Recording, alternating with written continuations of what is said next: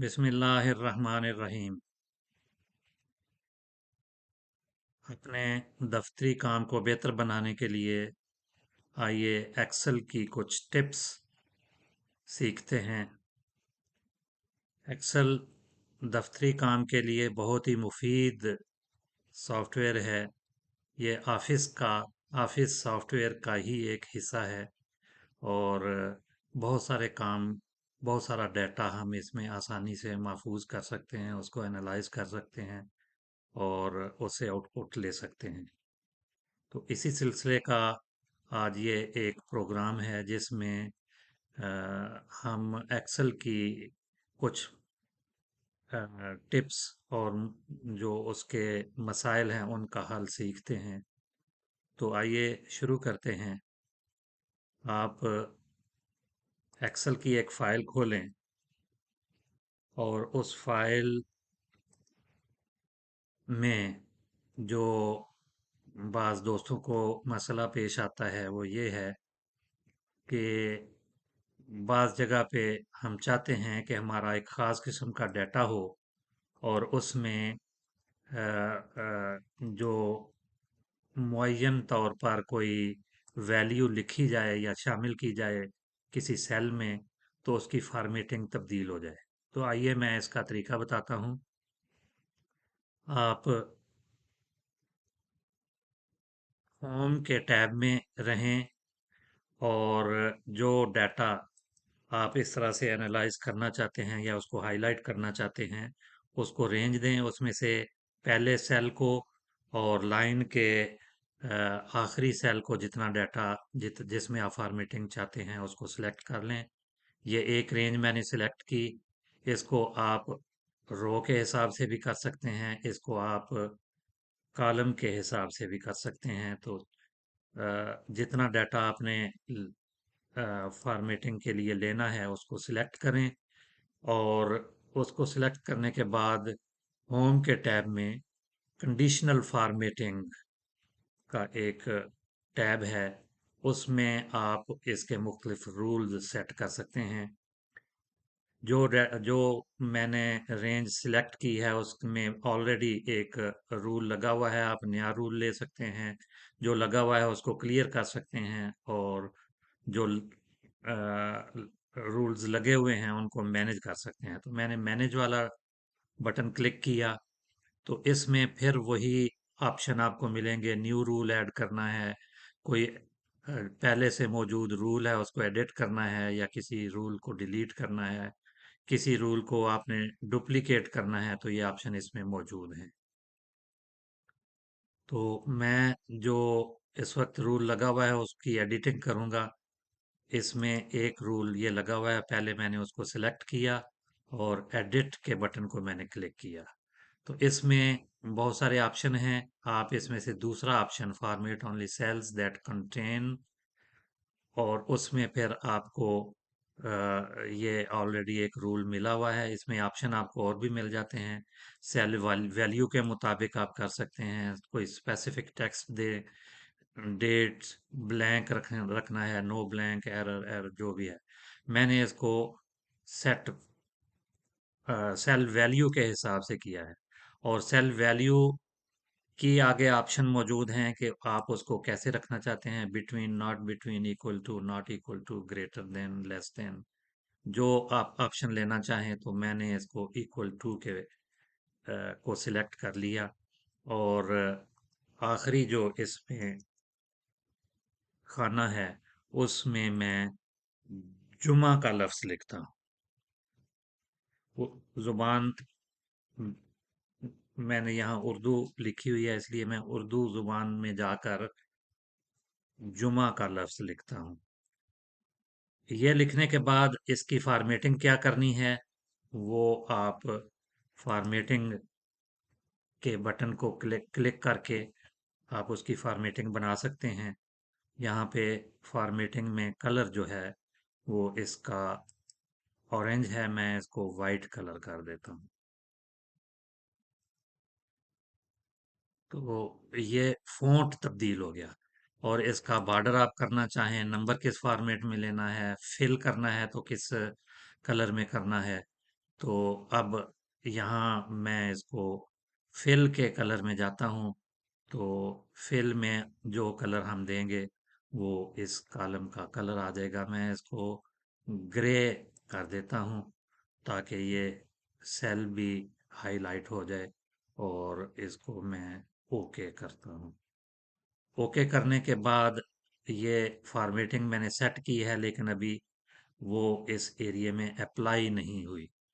तो अप्लाई करने के लिए जब हम ओके का बटन दबाएंगे तो ये एक जो एडिटिंग हमने की थी एक रूल में, वो एडिटिंग हो चुकी, लेकिन अभी भी वो अप्लाई नहीं हुआ। तो यहाँ आप अप्लाई के बटन को क्लिक करें या डायरेक्ट ओके के बटन को दबा दें तो फिर भी वो अप्लाई हो जाएगा। तो इसके ओके करने के साथ ये डायलॉग बॉक्स जो खुला हुआ है ये भी बंद हो जाएगा। तो मैं पहले अप्लाई का बटन दबाता हूँ। तो आप देखेंगे कि यहाँ जुमा का लफ्ज़ जो है वो वाइट कलर में और उसकी बैकग्राउंड ग्रे हो गई है। मैं इसके साइड पे क्लिक कर ओके करता हूँ, और उसके बाद मैं साइड पे क्लिक करता हूँ तो ये जुमा का जो लफ्ज़ है वो सफ़ेद रंग में, और उसका बैकग्राउंड जो है सेल का वो ग्रे कलर में हो चुका है। अब मैं चेक करता हूँ कि ये बाकी जो खाने हैं उनमें भी यही फॉर्मेटिंग लग चुकी है या नहीं। तो मैं यहाँ पर मंगल की बजाय जुमा का लफ्ज़ लिखता हूँ। जुमा का लफ्ज़ लिखा, जो ही मैं इसको एंटर करूँगा तो ये उस फॉर्मेटिंग में चला जाएगा। तो ये फॉर्मेटिंग तब्दील करने का, कंडीशनल फॉर्मेटिंग तब्दील करने का तरीका है। इसी तरह से और ऑप्शन भी आप ले सकते हैं, और उसके मुताबिक आप अपनी फॉर्मेटिंग, कंडीशनल फॉर्मेटिंग सेट कर सकते हैं। बहुत सारे ऑप्शन इसमें मौजूद हैं। आइए मैं अब आगे बढ़ते हुए आपको दोबारा से मैं इसका प्रिंटिंग का तरीका आपको बताता हूँ कि जब आपने इसको प्रिंटिंग में जाना है तो एक तो लेआउट में आके आप प्रिंटिंग की फॉर्मेटिंग सारी सेट कर सकते हैं, लेकिन मैं इसको डायरेक्ट प्रिंट के ऑप्शन में जाता हूँ। जब आप इसको प्रिंट या एक्सपोर्ट के ऑप्शन में जाएंगे, प्रिंट के ऑप्शन में जाएंगे तो एक सेटिंग आप इसको करेंगे जो आपने यहाँ पर प्रिंटर सिलेक्ट करना है। वो करने के बाद प्रिंटर की प्रॉपर्टी में भी बाद ऑप्शन मौजूद होते हैं, लेकिन आप पेज सेटअप में जाकर इसको सेट कर सकते हैं कि ये शीट किस तरह से प्रिंट हो। तो ये कितने साइज में प्रिंट हो उसको फिट करना है, तो आप दूसरा ऑप्शन लेके कितने पेजेस पे आप इस शीट को लेके आना चाहते हैं, तो ये इसकी सेटिंग आप पेज के हिसाब से कर सकते हैं। उसमें मार्जिन कितना देना चाहते हैं, हेडर फुटर में क्या लिखना चाहते हैं, कस्टम हेडर कस्टम फुटर। लेकिन इस वक्त जो हमारी ज़रूरत है कि जो कंडीशनल फॉर्मेटिंग हमने की थी वो हमारे प्रिंट में आ जाए। तो उसके लिए आप शीट के बटन को प्रेस करेंगे, और यहाँ अगर ब्लैक एंड वाइट कर देंगे तो वो आपकी जो बैकग्राउंड वाइट थी वो प्रिंट में नहीं आएगी, और जो आपने फ़ॉन्ट तब्दील किया था कलर, वो भी कलर शो नहीं होगा, सिर्फ काला या सफ़ेद प्रिंट होगा। तो आप इसको अनसिलेक्ट कर देंगे तो जो फॉर्मेटिंग आपने की है उसके मुताबिक ही आपकी अ, वो जगह जाहिर होगी, और वो फ़ॉन्ट और वो फॉर्मेटिंग उसी तरह से आपके प्रिंट में भी या पीडीएफ में भी कायम रहेगी। तो मैंने इसको अनसिलेक्ट कर दिया और ओके का बटन प्रेस कर दिया। अब मैं इसको एक्सपोर्ट में जाता हूँ, और मैं इसके पहले 4 पेज सिर्फ एक्सपोर्ट करूँगा पीडीएफ बनाने के लिए। तो क्रिएट पीडीएफ में जाकर मैं इस फाइल को सेव करता हूँ, और सेव करने से पहले चूंकि इसके काफ़ी सारे सफ़ात हैं, मैं इसके सफ़ात को सिलेक्ट करता हूँ कि पेजेस 1 to 4 जो हैं वो प्रिंट होने चाहिए, और बाकी भी यहाँ कुछ सेटिंग है वो आप कर सकते हैं। ओके कर दिया, और इसको मैंने अब पब्लिश कर दिया। ये कह रहा है कि यहाँ ऑलरेडी इसी नाम की एक फ़ाइल मौजूद है, तो मैं उसको रिप्लेस कर देता हूँ। तो ये उसने उसको सेव करना शुरू किया है। सेव करने के बाद ये फाइल अब मैं खोल के देखूंगा कि जो मैंने इसमें तब्दीली की थी, फॉर्मेटिंग की थी, क्या वो तब्दीली उसी तरह से कायम है या उसमें कोई फर्क पड़ गया है। तो ये पहला पेज है जो प्रिंट हुआ, वो पीडीएफ में बना। और ये दूसरा पेज जिसमें मैंने कंडीशनल फॉर्मेटिंग लगाई थी, जिस तरह से मैंने इसमें कंडीशनल फॉर्मेटिंग लगाई थी, पीडीएफ में भी ये उसी तरह से ही आ गया है। और जहां मैंने मंगल की जगह पर जुमा लिखा था, वो जुमा लिखा हुआ आया है। तो इस तरह से आप इसकी फॉर्मेटिंग कर सकते हैं। एक और बात कि जब आप इसको दूसरी जगह पे किस रेंज को कॉपी करके इसमें से ये पूरी रेंज कॉपी करके आप पेस्ट करेंगे, तो वो साथ ही कंडीशनल फॉर्मेटिंग जो आपने की हुई है वो भी पेस्ट हो जाएगी जब आप ऑल करते हैं।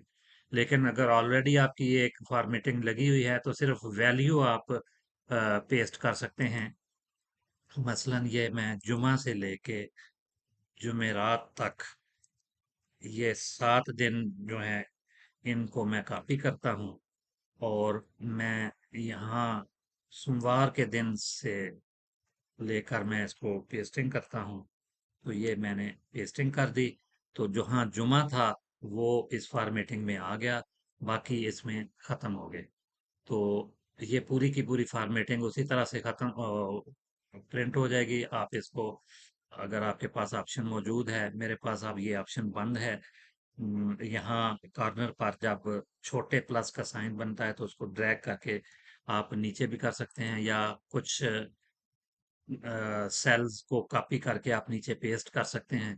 लेकिन कंडीशनल फॉर्मेटिंग जो लगी हुई है वो उस फॉर्मेटिंग के मुताबिक यहाँ जाहिर होगा। तो इस तरह से आप इससे फायदा उठा सकते हैं। उम्मीद है ये वीडियो आपके लिए फायदामंद होगी। आपको अगर कोई भी और भी मसला है तो आप वो मसला मुझे बता सकते हैं, मेरे व्हाट्सएप नंबर पे भिजवा सकते हैं। मैं डिस्क्रिप्शन में अपना व्हाट्सएप नंबर भी लिख देता हूँ। तो जो आपको इस तरह का मसला हो, आप पूछ सकते हैं। तो जो भी उसका हल होगा वो हम इंशाल्लाह हल कर लेंगे। तो फायदा उठाएं, खुश रहें। अल्लाह हाफिज, अस्सलाम वालेकुम।